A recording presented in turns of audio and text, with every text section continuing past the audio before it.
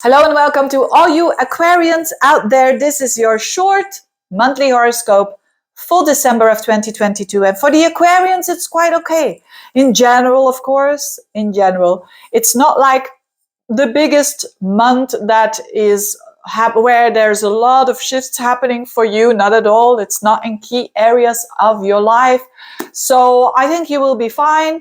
And it's definitely a time for you to have some conversations and to find a lot of meaning in communication with other people, because that's the first thing that I want to say to you, which is Jupiter back into Aries on the 21st of the month. And that is very good for you because Aries and Aquarius is a sextile. It's nice energy, it's flowing energy. Jupiter in your third house. It was already in Aries up until October, and then it went back into Pisces. But for you, it's amazing when it comes to finding meaning in people around you, like your neighbors, your siblings, the people that you talk to on a daily basis, your communications, your PR, your website. If you have your own business, this is fantastic. This is fantastic energy because it can grow tremendously. Your PR can grow. Your the way that you communicate, there is like new things that you can launch or reassess, or that you have reassessed recently when Jupiter was still going backwards. So there's definitely for you a chance to communicate better, to communicate more enthusiastic, more spontaneous. And I really love that for you, with Saturn in your sign. It's definitely for a lot of Aquarians not the most fun time.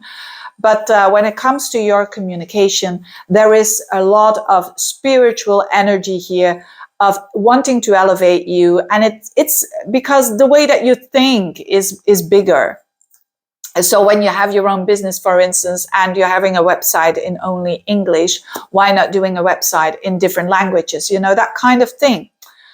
For traveling, I know Mercury is retrograde. So for mostly you could say when Mercury is retrograde, it's not so good to travel. But even if you take into account that, take some extra books with you so that if there are some delays that you can be prepared. But Jupiter in the third is magnificent for traveling and definitely short trips. So if you can do it, if you can do some short trips around this time. Now, the Mercury and Jupiter will stay there for a couple of months. So you will have a lot of more busyness going on because of this Jupiter in your third house. It could mean also that you want to learn a new skill, that you want to learn how to fill in the blanks, right? Some skills that you always wanted or that you want to go pick up again and try to improve them. Now, Mercury goes backwards and forwards in Capricorn on the 30th, but you feel it the whole month like Mercury is slowing down and it's in your 12th house. Now, this is a little bit more behind the scenes and it's a little bit, you could say Mercury in the 12th house. It can make people, when they are not aware of it, it can make people a little bit foggy in the head, like not knowing what's going on. And because when Mercury is in the 12th, it triggers the unconsciousness. And you know that we all have an unconscious and blind spots. And with Mercury there, they can be triggered. So that is a good thing. And especially when Mercury goes backwards and forwards, it means that some old patterns of yours, that it is good for you to investigate them. Like a Sherlock Holmes, so to speak. And probably it's gonna wake you up in your dreams, in your sleep, because of a strange dream, and try to investigate what this is trying to say to you. Because there is knowledge there, secret knowledge almost, hidden knowledge that wants to come out and that wants to be seen and known when Mercury goes direct. So when Mercury goes direct, that's around the 18th, 19th of the month, you will see things more clear.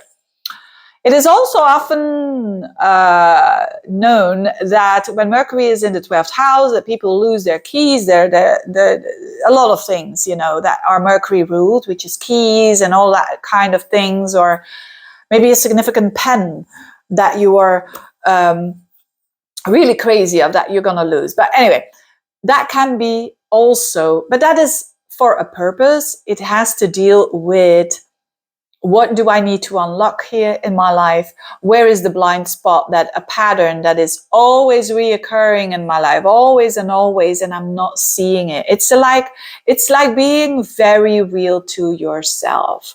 So you are obliged to do this, and that's uncomfortable for sure. And also around Christmas Eve, some family members could trigger this, and or maybe good friends, because then the moon will be there in that spot as well with Pluto. But see it in that way. Of course, you can't change those people, but when they trigger you, you have an opportunity to heal.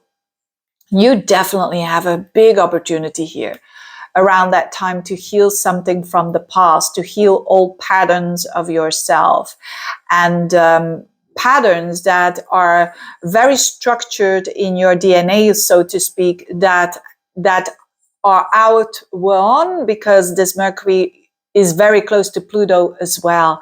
So be comfortable with the uncomfortable if that comes up for you, and know that this is an opportunity to heal, rather than it's all them. You can't change other people anyway.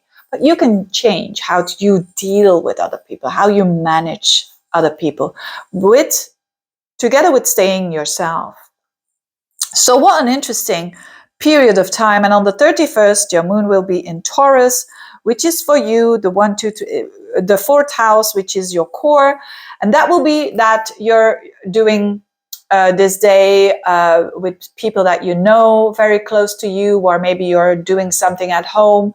Taurus, it's like the good senses, the good foods, the good wines, and all of that. So you could be feeling very nurtured there and very comfortable with this energy as well.